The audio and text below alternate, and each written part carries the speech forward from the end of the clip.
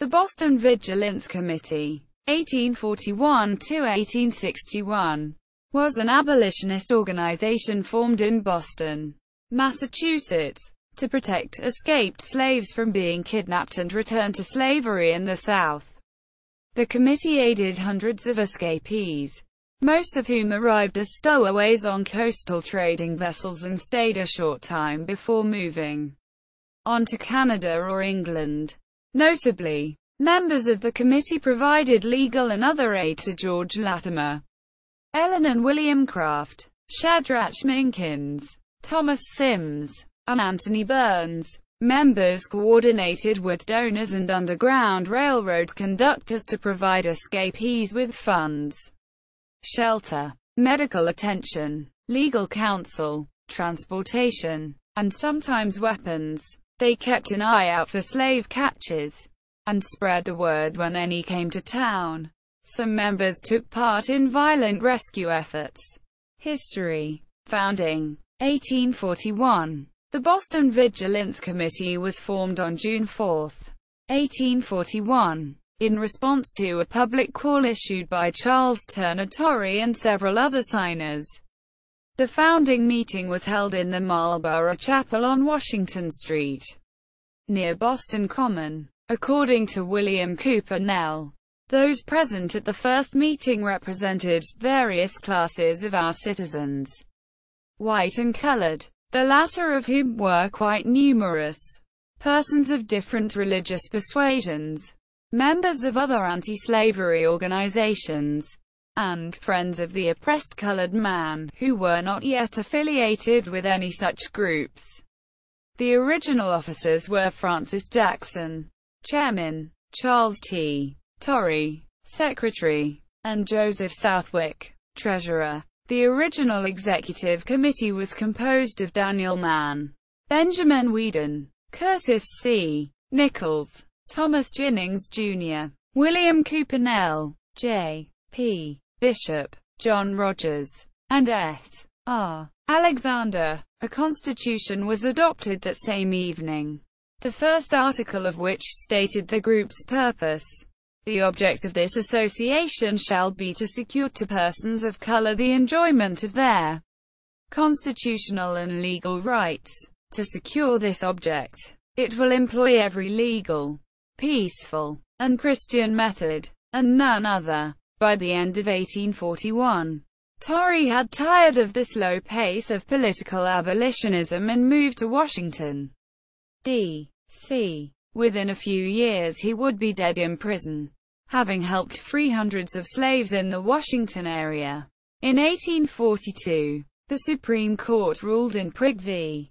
Pennsylvania that the Federal Fugitive Slave Act nullified any free state laws protecting fugitive slaves. This would have made it harder for the Boston Vigilance Committee to be effective without breaking the law. Soon afterwards, several black Bostonians formed the New England Freedom Association, which did not commit itself to operating strictly within the law. Both groups held strategy meetings in the African Meeting House on Beacon Hill. The New England Freedom Association eventually merged with the Boston Vigilance Committee. In the fall of 1842, attorney Samuel E. Sewell defended George Latimer, who had escaped slavery in Virginia and was arrested in Boston. When Sewell lost the case, he and others purchased Latimer's freedom. 4 years later, abolitionists learned that a fugitive slave was being held on a ship in Boston Harbor, but were unable to rescue him. According to one historian, this event triggered the formation of the Boston Vigilance Committee. It is not clear whether the committee that formed in 1846 was entirely new or a revival of the existing committee. Records show 19 fugitives from the South applying to the Committee for Financial and Legal Aid from 1846 to 1847. It may have disbanded in 1847 when no new attempts were made to arrest fugitive slaves in Boston. Reorganization. 1850. On September 18, 1850, Congress passed the Fugitive Slave Act of 1850, requiring free states to assist with the capture and return of fugitive slaves. On October 4, the Boston Vigilance Committee called a public meeting in Faneuil Hall to discuss how to respond. Noted abolitionists Frederick Douglass and Theodore Parker addressed the crowd, which was one of the largest ever convened in the hall. This meeting is often referred to as the first founding meeting. Presumably, many new members were unaware of the original committee's existence. The new officers were Timothy Gilbert, President, Charles List, Secretary, and Francis Jackson, Treasurer. The executive committee was composed of Theodore Parker, Joshua Bowen Smith, Lewis Hayden, Samuel G. Howe, Wendell Phillips, Edmund Jackson, Charles M. Ellis, and Charles K. Whipple. On the Finance Committee were Robert E. Apthorpe, Henry I. Bowditch, William W. Marjoram, Samuel E. Sewell, John A. Andrew, Ellis Gray Loring, Robert Morris, and former chairman Francis Jackson. The committee was racially integrated and had over 200 members. Many were wealthy elites whose main contribution was funding. Those who provided more hands-on assistance included, among others, Lewis Hayden, who helped rescue Shadrach Minkins from federal custody in 1851, John Svetrock, the committee's medical officer, and Austin Bass, a ship captain who smuggled fugitives in and out of Boston. Several members, such as Richard Henry Dana, Jr. and Samuel Edmund Sewell, were lawyers who defended fugitive slaves and their allies in court. At least 3 were also members of the Secret Six, who funded John Brown's raid on Harper's Ferry. Preachers Thomas Wentworth Higginson and Theodore Parker, and physician Samuel Gridley Howe. Apparently the committee had no women members. The New England Freedom Association, by contrast, had 2 women officers. Many locals who were not members provided aid to escapees and were reimbursed by the committee. For example, the committee's expense ledger shows several payments to the Reverend Leonard Grimes of the 12th Baptist Church for passage fees, and 1 payment of $9 to George Latimer for 6 days watching J.N. Caffart. John Caffart was a notorious slave catcher. Although the committee was interracial, it never had more than 8 black members. With a few exceptions, the white members tended to be more cautious than the black members, preferring to supply legal and financial aid while black Bostonians did most of the actual relief work behind the scenes. Higginson later complained in his memoir that half of them were non-resistants, prone to indecision and inertia. Black Bostonians had more at stake, and were more willing to use force to achieve their ends. Vigilance committees such as Boston's were not uncommon in the years leading up to the American Civil War. Boston's was unusual in that its treasurer kept detailed records for the years 1850–1861. For example, one entry for December 26, 1850, reads, Isabella S. Holmes, boarding Geo. Newton, fugitive, $3.43. Quote, this was extremely risky given that such activities were illegal at the time, and punishable by jail time and stiff fines. Ellen and William Craft. In 1848, William and Ellen Craft escaped slavery in Georgia and made their way to the North. Their daring escape was widely publicized by abolitionists, which made them more vulnerable to slave catches.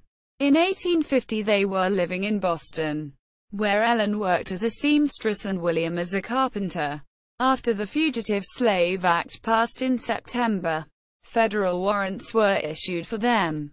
Soon afterwards, 2 slave catchers from Georgia were spotted in Boston. William sent his wife to hide at the home of William I. Bowditch in Brookline. while he stayed with Lewis Hayden in Beacon Hill.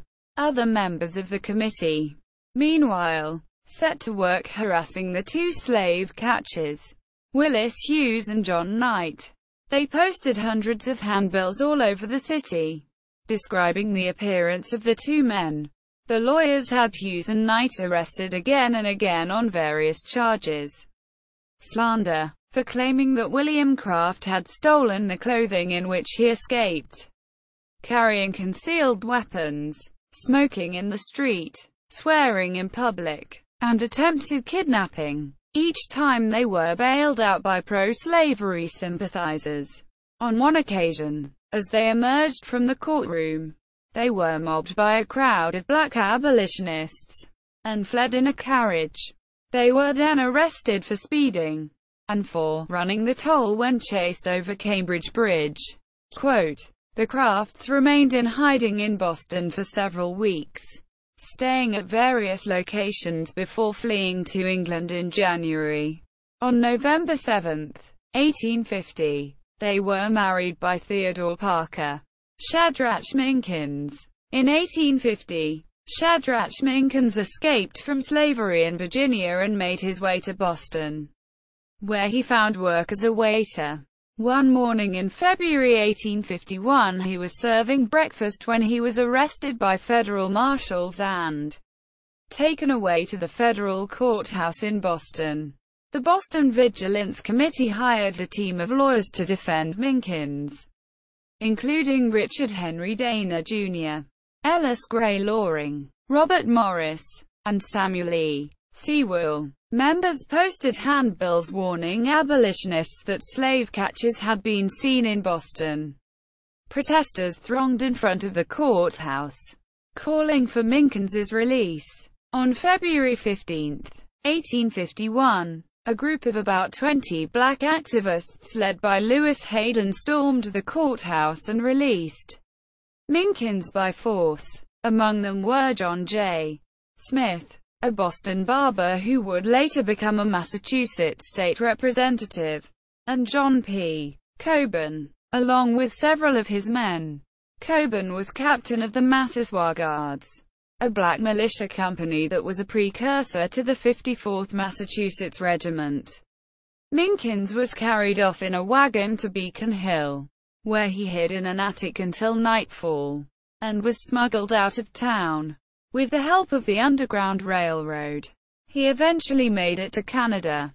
At least 3 committee members were arrested for taking part in the rescue: Lewis Hayden, Robert Morris, and Elizur Wright.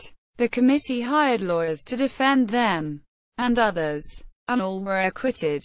Wright, the only white man arrested, had not voluntarily taken part in the rescue, but had been standing in the courtroom when it happened and was swept along by the crowd. Thomas Sims. Thomas Sims had escaped slavery in Georgia and was living in Boston when he was seized by federal marshals in 1851. The committee hired attorney John Albion Andrew to advise him. Sims was locked in a room on the 3rd floor of the federal courthouse. Committee members Lewis Hayden, Reverend Thomas Wentworth Higginson, and John Murray Spear, along with the Reverend Leonard A. Grimes, planned to place mattresses under Sims's cell window so he could jump out and make his getaway in a horse and chaise. But the sheriff barred the window before they could act. The federal government sent U.S. Marines to march Sims down the streets of Boston, to be taken away on a warship and transferred back to Georgia. Sims was sold to a new slaveholder in Mississippi, but escaped in 1863 and returned to Boston.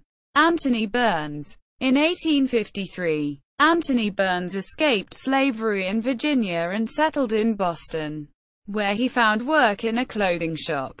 In May of the following year, he was arrested and imprisoned in a room on an upper floor of the courthouse. Attorney John A. Albion led a team of Vigilance Committee lawyers in an unsuccessful defense. Wendell Phillips and Theodore Parker offered $1,300 for Burns's freedom, but were turned down. That night, A mob led by Reverend Higginson attacked the courthouse with axes and beams. They broke down the southwest door of the courthouse and started up the stairs, but were confronted by armed guards. During the melee, Higginson's friend Martin Stoll shot and killed a police officer, James Batchelder. When 2 regiments of troops from Fort Warren and the Charlestown Navy Yard arrived on the scene, the mob scattered, leaving Burns still trapped upstairs. When the time came for Burns to be transported back to Virginia, Bostonians protested in the streets. The Vigilance Committee paid for alarm banners and alarm bells to be used in the demonstration, and distributed hundreds of abolitionist pamphlets and placards. They also circulated a petition for the removal of Judge Edward G.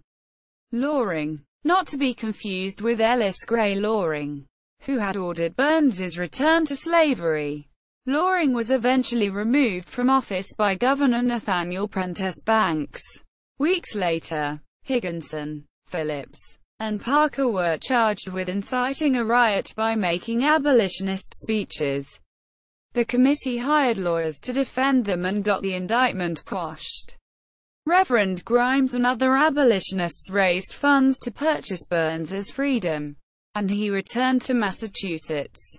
Disbandment. According to Wilbur H. Seibert, the Boston Vigilance Committee ceased to exist 10 years and 7 months after the passage of the Fugitive Slave Law of 1850, which would mean it disbanded in April 1861.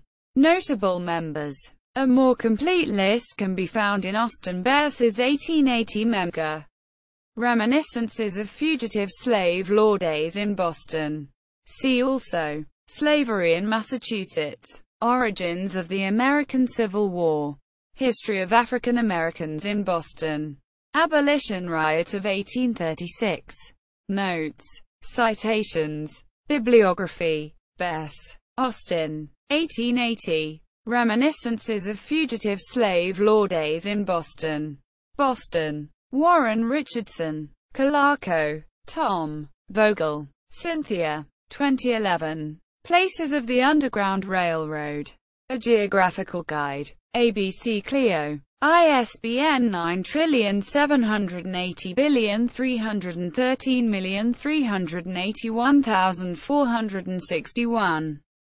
Collison. Gary Lee. 2009. Shadrach Minkins. From Fugitive Slave to Citizen. Harvard University Press.